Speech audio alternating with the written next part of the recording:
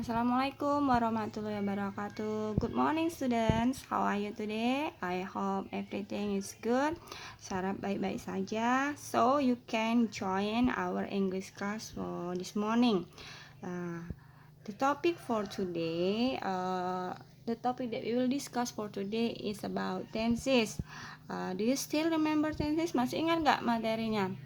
When you are in grade 10, you have learned about some tenses such as future tense, present tense, and present continuous tense, right? Waktu kalian kelas 10 kalian sudah belajar beberapa tenses. And now in grade 11 you will have some addition, ada beberapa tambah tentang tenses. The first is past perfect tense. You have to pay attention here the function of past perfect tense. Fungsinya di situ bisa kalian baca ya.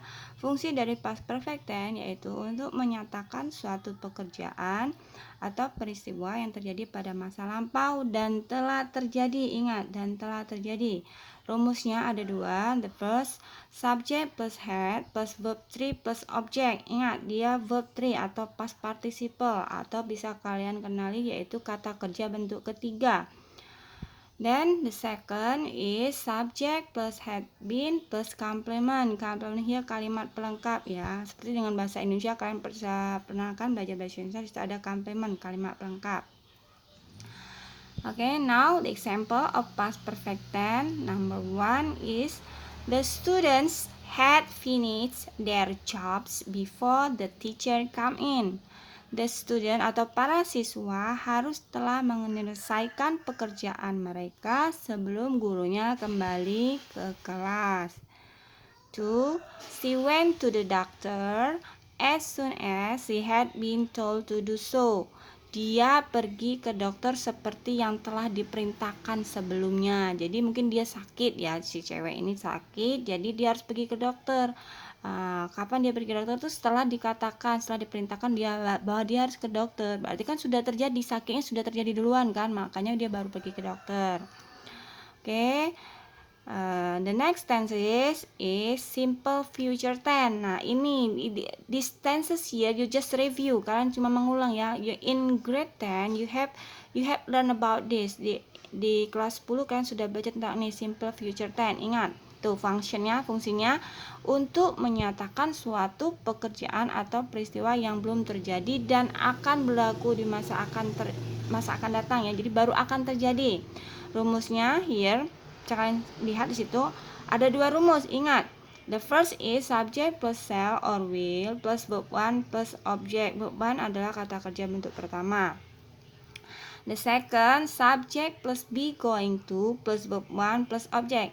Kesemuanya menggunakan verb 1 atau kata kerja pertama.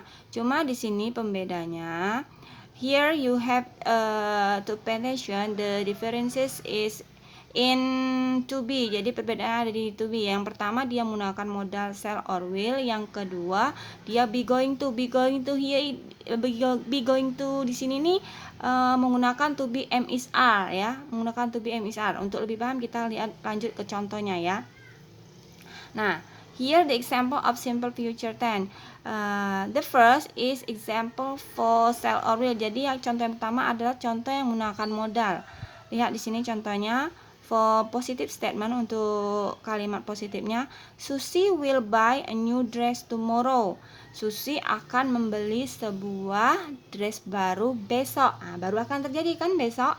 Negative statementnya, lihat di situ, Susi will not buy a new dress tomorrow. Susi tidak akan membeli sebuah dress baru. Interrogative statement untuk kalimat tanyanya, will Susi buy a new dress tomorrow? Akankah Susi membeli sebuah dress baru besok? Namanya aja planning ya, baru berencana. Okay, the second example is for sample that it use be going to. Contoh yang kedua adalah contoh yang menggunakan be going to. Lihat di sini perbedaannya ya. Ini lihat di sini perbedaannya. Kalau di contoh pertama Susi diikuti oleh will, sementara di sini yang contoh kedua they diikuti are going to.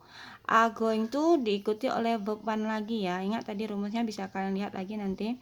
Contoh yang kedua, lihat sini positive statement, they are going to cook fried rice tonight. Setelah be going to, nah ini kan be going to, ini B-nya are, going to, diikuti oleh verb one, cook, bentuk pertama ya, kata kerja yang pertama.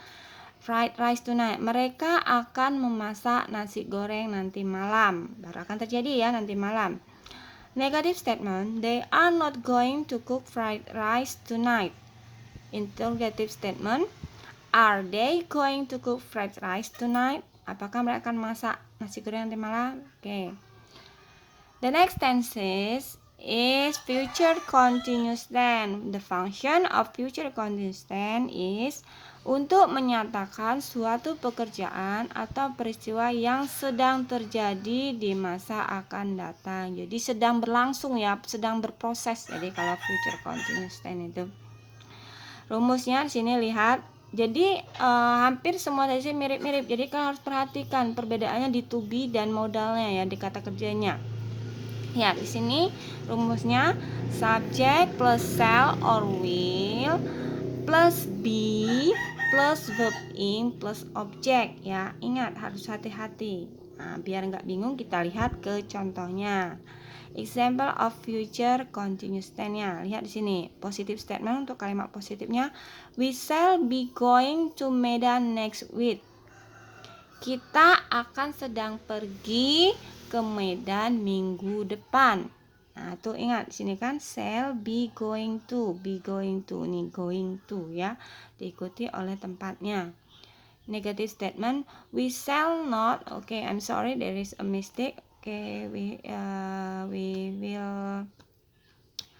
will correct this first. Which one? We shall not. Have to put not.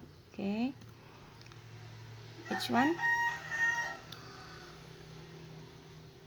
Okay, here negative statement.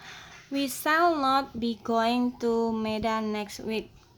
Kita tidak akan sedang pergi ke Medan minggu depan. Next, the last is for interrogative statement, untuk kalimat pertanyaannya atau kalimat tanyanya. Shall we be going to Medan next week? Akankah kita sedang pergi ke Medan minggu depan? Ingat, for interrogative statement, untuk semua kalimat tanya always start by using auxiliary. Jadi setiap kalimat tanya selalu diawali dengan kata kerja bantu. It can be shall, it can be will. Okay, the next tenses is future perfect tense. The function of future perfect tense here, fungsinya untuk menyatakan suatu pekerjaan atau peristiwa yang terjadi dan selesai pada masa akan datang yang sudah dimulai pada masa lampau.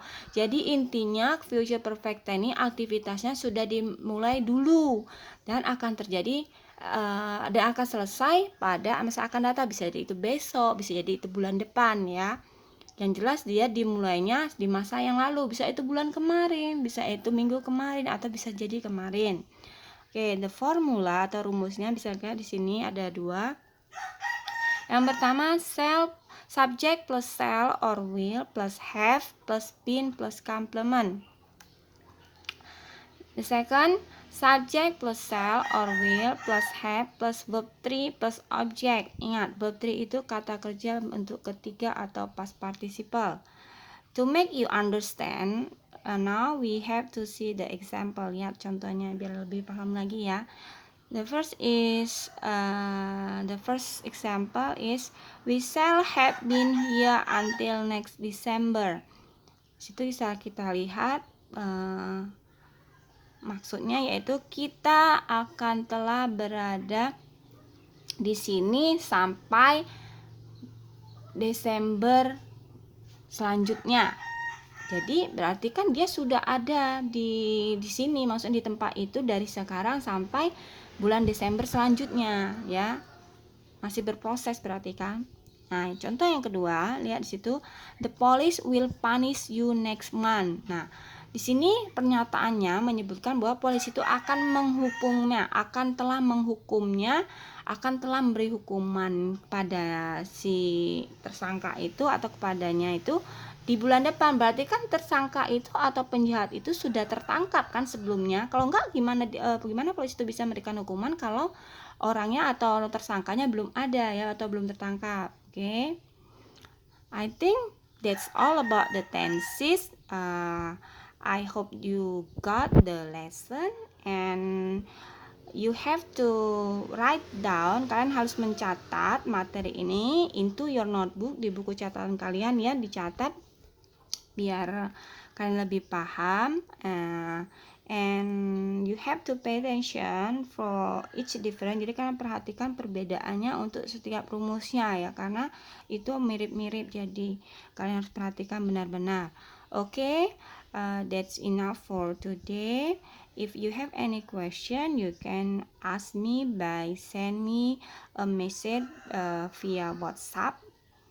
And then don't forget to like and subscribe this YouTube channel, because it is to make you easier to get the lesson, and you can reopen the lesson in the future. Okay, thank you for your attention. Be healthy and may God always bless you. Wassalamualaikum warahmatullahi wabarakatuh.